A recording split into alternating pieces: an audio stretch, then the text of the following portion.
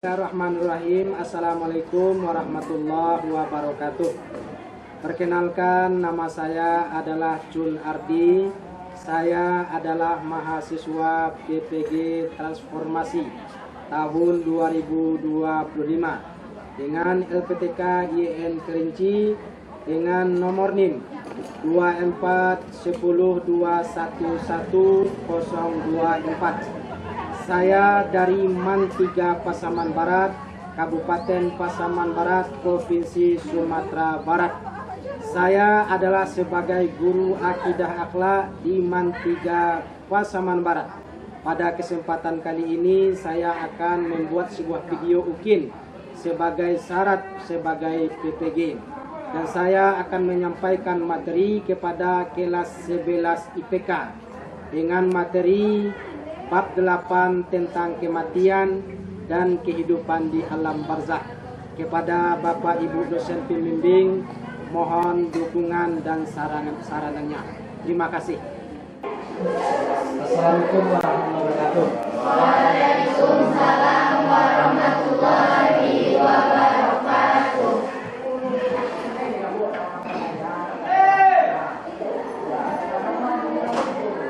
Ada kabar ya? Sehat? Persiapan tadi? Baik, sebelum kita memulai pembelajaran, alangkah baiknya terlebih dahulu kita memohon dan berdoa kepada Allah Subhanahu wa Ta'ala. Mudah-mudahan pelajaran yang Bapak berikan nanti bisa kalian pahami dan bisa kalian mengerti. Amin ya Rabbal alamin. Sekarang kita berdoa dulu. Siapa?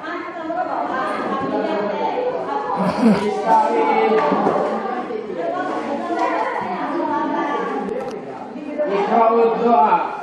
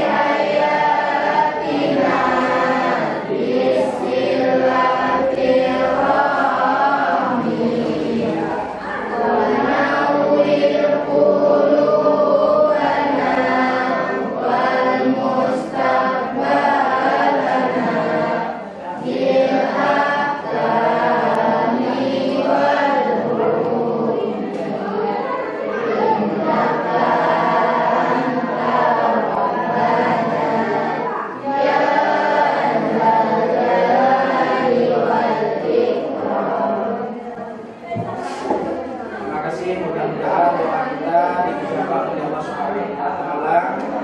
Sebelum kita masuk ke pembelajaran kita, Bapak lebih dahulu absen kalian ya. Ahmad Gardi, Ahmad Musinin, Alga, Chelsea, Dea,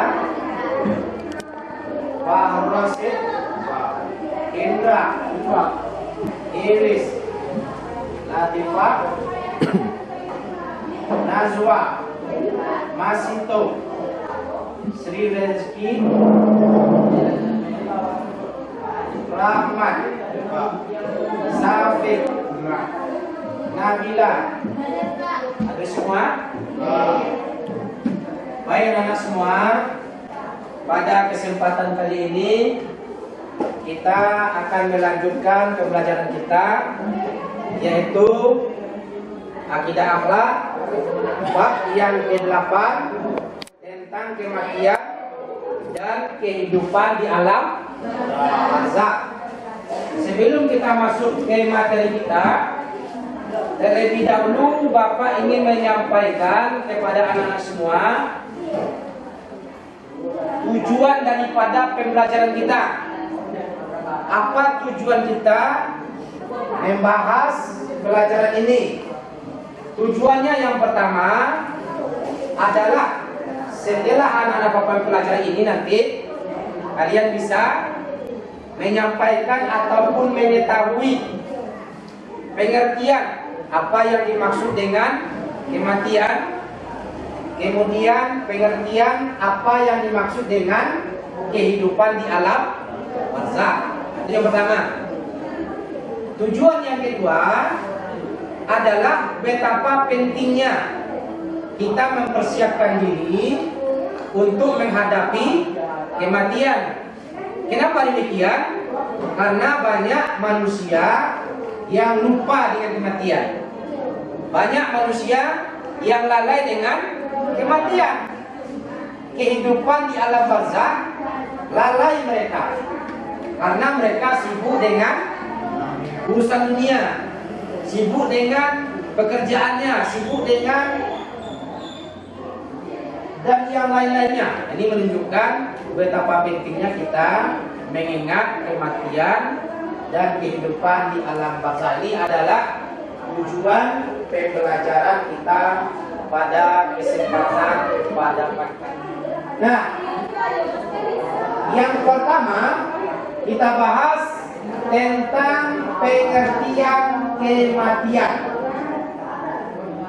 Sebelum kita bahas, ada tak yang tahu apakah yang dimaksud dengan kematian? Ada tahu? Nah, coba bilang. Assalamualaikum warahmatullahi wabarakatuh.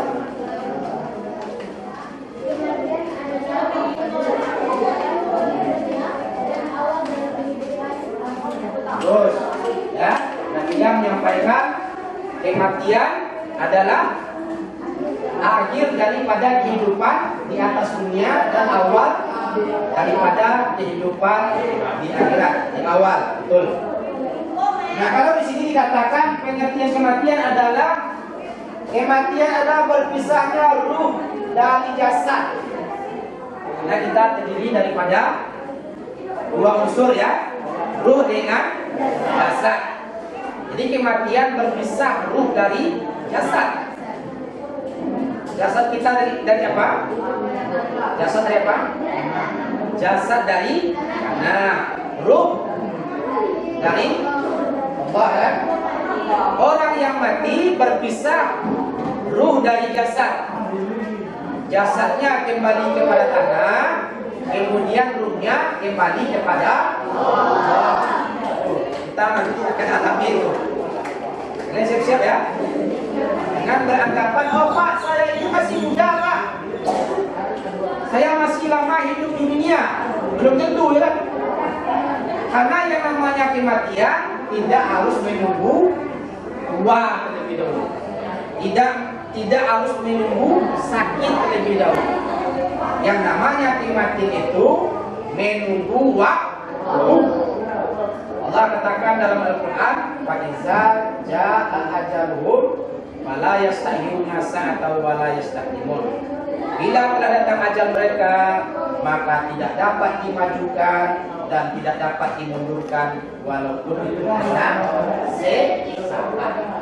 Itu kematian adalah berpisahnya ruh dari jasad dan merupakan takdir Allah yang pasti dialami setiap makhluk. Setiap makhluk, apakah manusia, apakah hewan, termasuk malaikat, ya, pasti akan mengalami, merasakan yang namanya kematian. Dalilnya apa? Dalilnya dalam Al-Quran surah Al-Jumu'ah ayat yang ke-8. Artinya sesungguhnya kematian yang kamu lari daripadanya maka sesungguhnya kematian itu akan mengikuti kamu. Jadi sehebat apapun seseorang, sekaya apapun seseorang, tidak bisa lari ya. Allah katakan walau fi burujin musayyadah, walaupun kamu bersembunyi di dalam tenti yang kokoh, di tempat yang kokoh, bersembunyi, tidak bisa. Kalau sudah datang masanya, kita akan kembali kepada Allah Subhanahu wa Ta'ala. Dia ketawa. Ini menunjukkan salah satu menunjukkan matinya mati husnul khatimah. Mati yang baik, dia tersenyum. Kenapa tersenyum? Karena dilihatkan oleh Allah kepadanya tempatnya di surga. Nah, dalam kematian itu ada dua. Ada berapa? Dua. Yang pertama ada namanya matinya husnul khatimah. Apa itu husnul khatimah? Husnul khatimah apa? Mati yang baik. Yang kedua ada mati itu adalah su'ul khatimah. Su'ul khatimah. Apa itu? Ya. Mati yang buruk. Jadi ada dua, husnul khatimah, mati yang baik, kemudian su'ul khatimah, mati yang buruk. Ini di sini ada tanda-tanda husnul khatimah. Husnul khatimah adalah meninggal dunia dalam keadaan baik. Ciri-cirinya: satu, dapat mengucapkan kalimat la ilaha illallah ketika mati. Dua, rajin ibadah dan beramal soleh. Tiga, meninggal dalam keadaan suci seperti syahid atau saat beramal baik.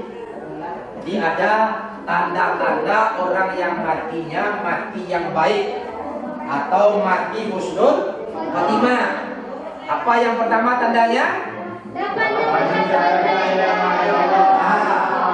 Dapat mengucapkan kalimat la ilaha illallah. Nanti kalian tengok orang yang sakarat tadi, ya kan? Matanya terbuka, mulutnya terbuka, dia sakarat. Itu kalau di akhir hayatnya mengucapkan kalimat la ilaha illallah, itu adalah tanda orang yang matinya mati baik. Kalau kita menyaksikan apakah keluarga kita, orang tua kita, kakak kita, dia sakarat, maka sunnahnya bisikan ke telinganya. Nanti ya, ucapkan dengan kalimat la ilaha illallah, bisikan ke telinganya, itu sunnahnya. Kalau dia sudah mengucapkan kalimat la ilaha illallah, kita berhenti. Insyaallah dengan itu dia akan husnul khatimah. Yang kedua, tandanya adalah rajin ibadah dan beramal soleh.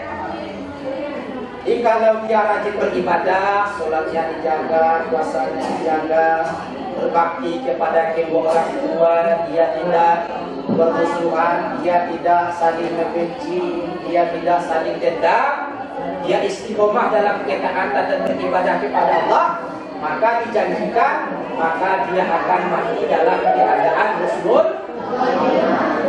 Kemudian ketiga adalah tandanya meninggal dalam keadaan suci.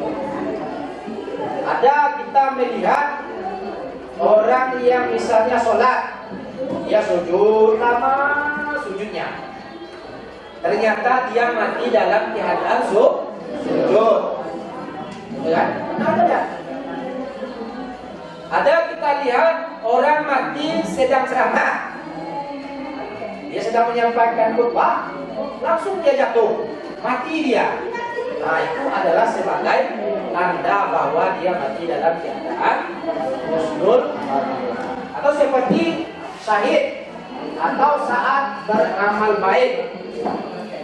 Ini tanda-tanda orang yang matinya husnul khatimah. Ini Bapak tampilkan di sini gambarnya. Ini orang mati. Ini banyak orang menyolatkan. Ini sebagai tanda ini. Kenapa banyak orang menyolatkan? Karena dia orang baik. Ya, banyak orang yang menyolatkan. Kemudian yang ketiga, tanda-tanda suul khatimah. Apa tadi suul khatimah? Matinya adalah mati yang buruk. Apa tanda-tandanya?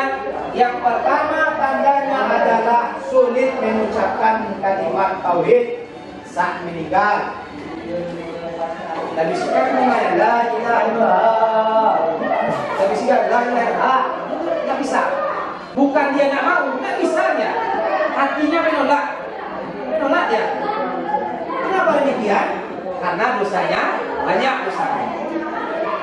Kemudian dikenal suka maksiat, meninggalkan sholat, minum khamar, durhaka. Jadi suka maksiat, meninggalkan sholat, minum khamar, dan durhaka. Jadi kita jaga sholat kita. Jadi anak-anak bapak tidak ada yang tidak sholat, jaga sholatnya. Kemudian ya, jangan minum khamar, lagi jangan minum khamar, jangan minum mabuk-mabukan. Jika minum khamar maka matinya suul khatimah. Dia durhaka kepada kedua orang tua atau melawan kepada kedua orang tua. Ini contohnya. Ini contoh orang yang mati. Dan dia berkumpul-kumpul minum ya, mati dia. Tuh, suul. Jadi itu tentang kematian. Sebelum kita lanjutkan kepada selanjutnya itu alam barzakh, seandainya ada pertanyaan dari anak-anak bapak, ibu silakan. Ada pertanyaan? Ada.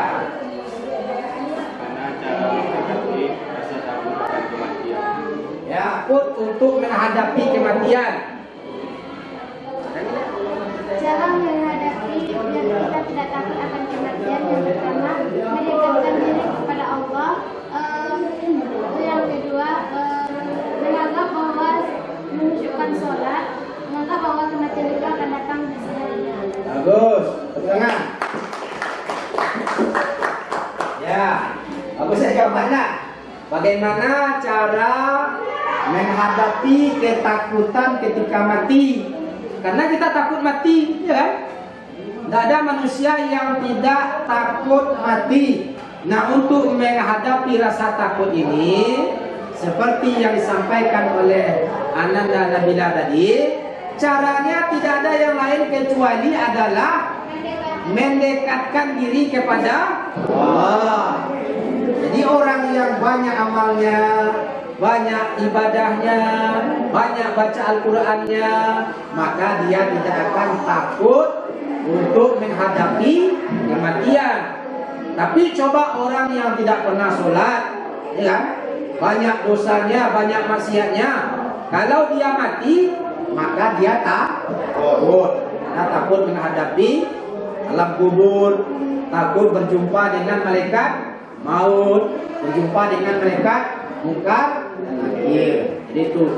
Yang kedua adalah alam barzakh. Nah, kalian harus tahu apa itu alam barzakh. Tahu tidak? Ya. Alam barzakh adalah alam penantian antara kehidupan dunia dan hari kebangkitan di akhirat kelak. Di alam barzakh adalah alam penantian.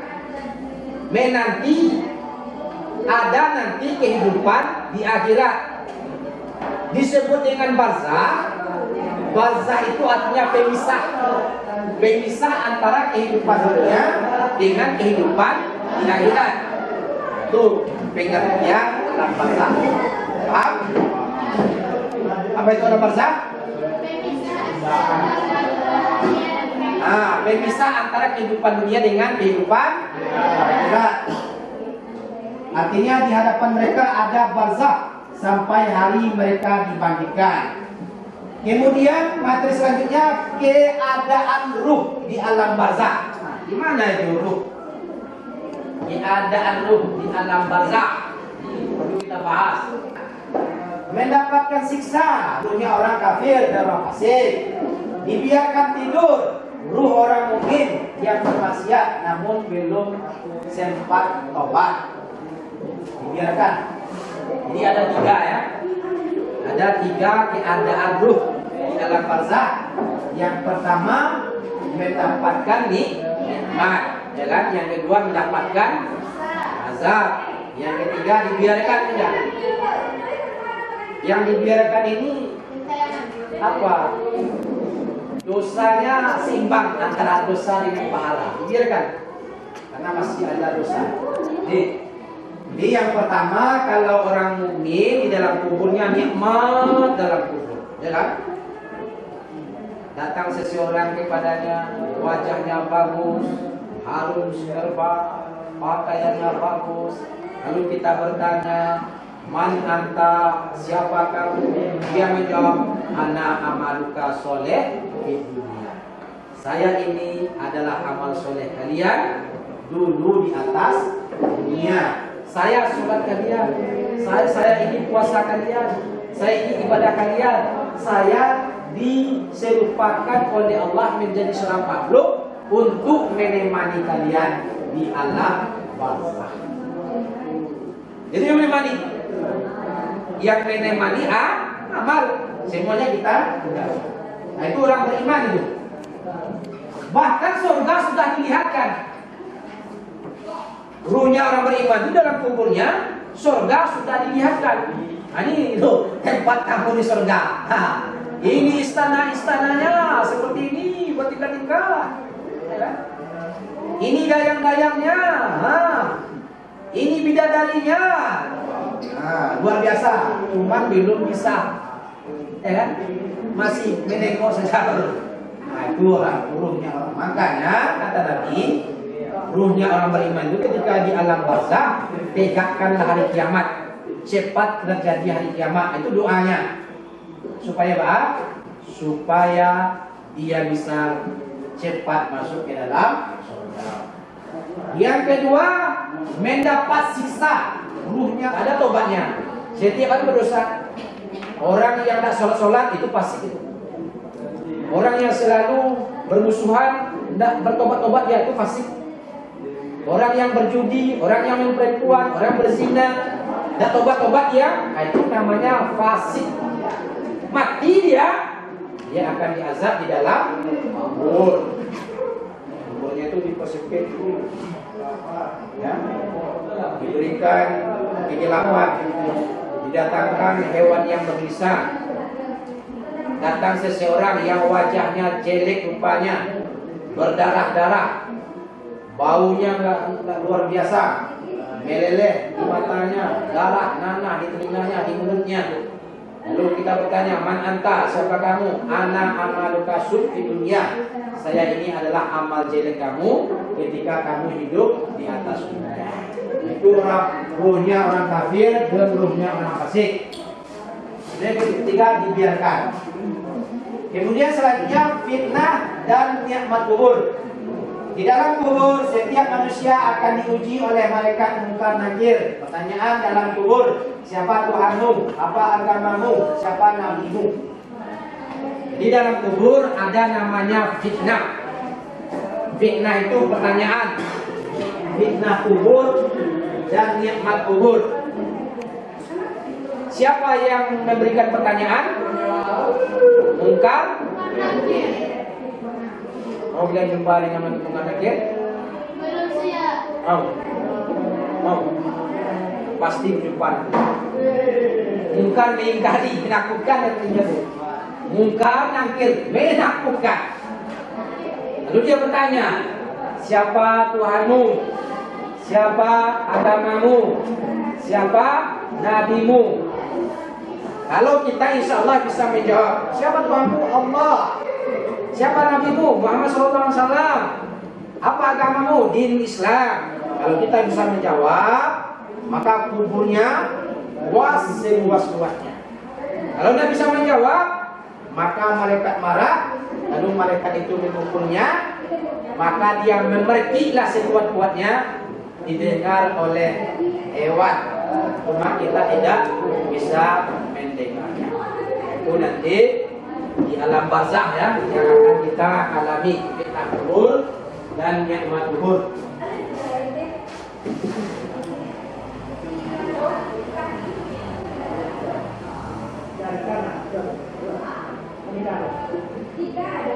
Kemudian terakhir hikmah iman kepada kematian dan barzakh. Hikmahnya yang pertama, meningkatkan kesadaran untuk beramal soleh, kemudian memperkuat keyakinan kepada hari akhir, kemudian meningkatkan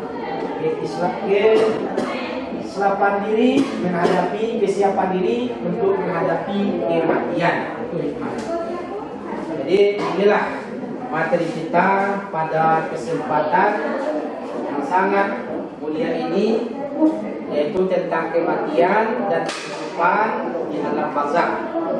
Selanjutnya Bapak ingin memberikan tugas kepada kalian. Tugas yang Bapak berikan adalah tugas satu kasus yang pernah kalian lihat, yang pernah terjadi di tengah-tengah masyarakat tentang kematian dan alam barzakh, di mana yang terjadi itu menyimpang dan tidak sesuai dengan syariat Islam. Contohnya ada yang mati misalnya kan, anaknya mati, kemudian ibunya meraung-raung, memergi sekuat-kuatnya, itu namanya menyimpang, tak boleh. Jadi Bapak tugaskan kalian ya, apa yang pernah kalian lihat, yang pernah terjadi di tengah-tengah masyarakat, di mana tentang kematian itu menyimpang dan sesuai dengan syariat Islam. Nah, coba kalian tulis, kemudian carikan solusinya. Apa solusinya? Paham? Paham? Nanti ditulis dan setelah itu tampilkan di depan, nanti bacakan di depan. Ya? Paham? Dijajakan ini dah.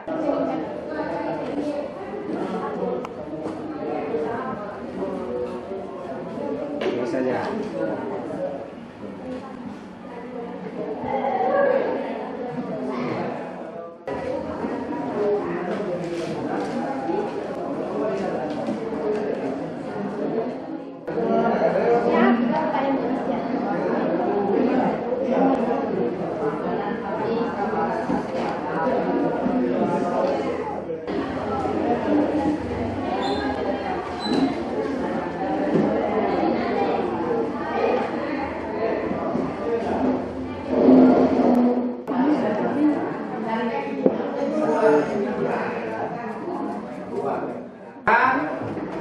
Setiap kelompok menampilkan hasil diskusinya. Dimulai dari kelompok 1. Silakan kelompok 1 tampilkan hasil diskusinya.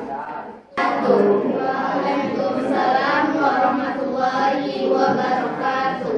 Kenalkan, kami dari kelompok 1 ingin mempresentasikan diskusi kami yang akan dibacakan oleh saudari Nabila. Baiklah, di sini saya akan menjelaskan tentang materi masalah penyimpangan tentang kematian dalam masyarakat.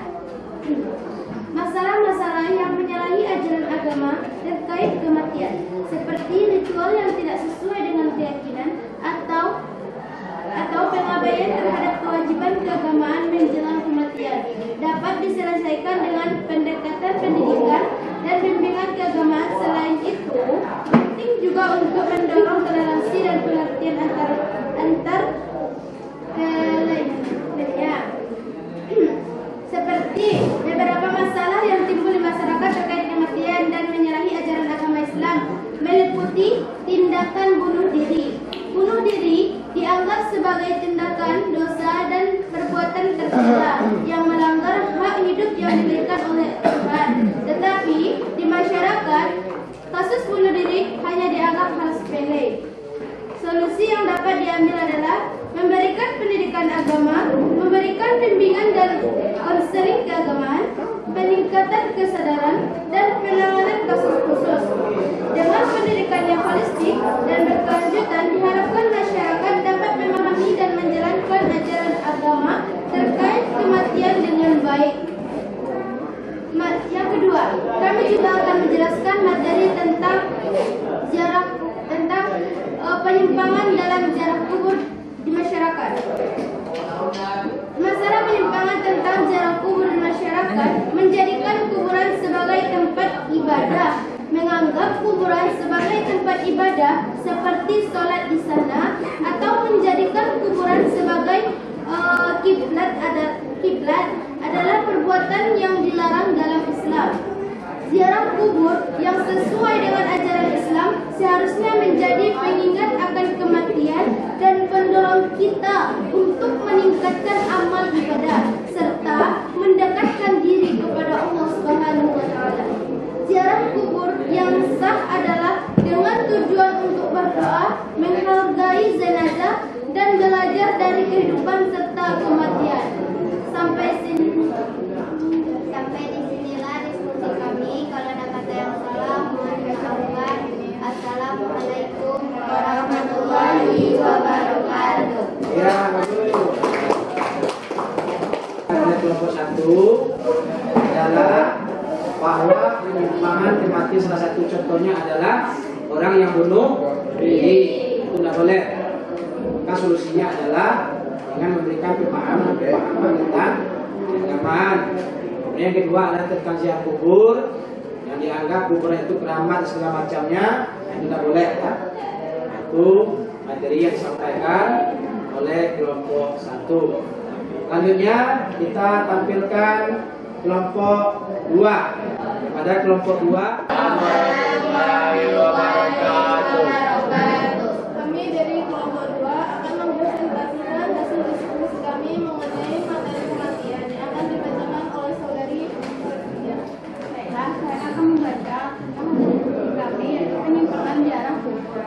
Berapa penyimpangan yang terjadi di dalam masyarakat terkait kematian dan ziarah kubur antara lain: 1. Keyakinan praktik saat kematian tahlilan dengan keyakinan wajib atau pasti sampai pahalanya. Padahal dalam Islam tidak ada masih yang mewajibkan tahlil 30 hari atau 40 hari.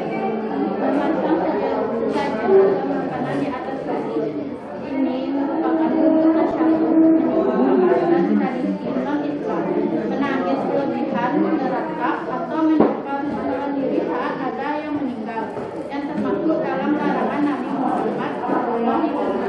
Meyakini Allah mereka berkeliaran selama 40 hari atau datang kembali ke rumah yang tidak ada dasarnya dalam Al-Quran atau hadis. 2. Penyimpangan dalam ziarah kubur. Berdoa kepada penghuni kubur seperti meminta rezeki atau keselamatan, padahal doanya boleh dipanjatkan kepada Allah. Mencari berkah dari kuburan dengan mengusap-ngusap lisan atau membawa kabar dari kubur orang yang dianggap wali. Ziarah kubur dengan niat selain mengingat kematian, misalnya untuk mencari penghinaan atau tujuan muslim lainnya, menjadikan kuburan sebagai tempat berkumpul atau ritual rutin apapun yang berlebihan untuk ibadah. 3. Adat dan tradisi yang melenceng. Acara kematian berbiaya besar atau hingga memberatkan keluarga, padahal syariat Islam mengajarkan kesederhanaan. Percaya kepada dukun atau mengetahui penyebab kematian atau untuk menentukan apa. Solusi terhadap penyimpangan dalam hal kematian dan ziarah kubur: 1. Meningkatkan pemahaman agama. 2. Memberikan pendidikan akidah yang benar sejak dini. 2. Dakwah dan penyuluhan ulama dan memberikan cara ramah dan edukatif. 3. Menghidupkan sunnah. Baiklah, sampai di sini hasil diskusi kami. Kalau ada salah, mohon kami akhiri. Assalamualaikum warahmatullahi wabarakatuh.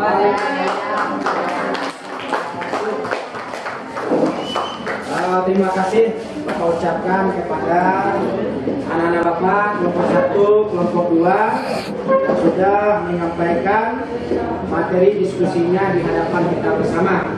Mudah-mudahan dengan adanya penyampaian dari teman-teman kalian bisa dengan pahami penyimpangan-penyimpangan yang biasa terjadi di tengah-tengah masyarakat. Padahal ini adalah suatu bentuk penyimpangan yang harus kita hindari. Seperti apa tadi? Terlalu meratapi jalan, meraung-raung, kemudian juga menganggap bahwasanya dengan berkumpul bersama-sama, ya kan? Berkumpul 3 hari, 2 hari, yakin dia bahwa dengan itu hanyalah berkumpul saja tapi tidak ada doa-doa dan memohon kepada Allah. Itu tidak ada gunanya, kecuali di situ ada doa bersama. Kita doakan orang-orang yang meninggal dunia, maka insya Allah dengan itu pahalanya disampaikan oleh Allah Subhanahu wa Ta'ala. Juga penyimpangan yang terjadi ketika ziarah kubur. Apa contohnya tadi? Kuburan dianggap keramat, membuat sesajian, mengambil berkah di situ. Nah, itu adalah pintu-pintu kesyirikan yang harus kita hindari, dan solusinya adalah memberikan pemahaman keagamaan, sehingga dengan itu insya Allah terhindar dari penyimpangan tentang kematian dan kehidupan di alam barzakh. Jadi inilah materi kita pada kesempatan yang berbahagia ini. Ya, sebelum Bapak tutup, Bapak ingin mengetahui di antara kalian siapa yang bisa menyimpulkan materi kita pada pagi hari ini. Aku bisa? Silakan.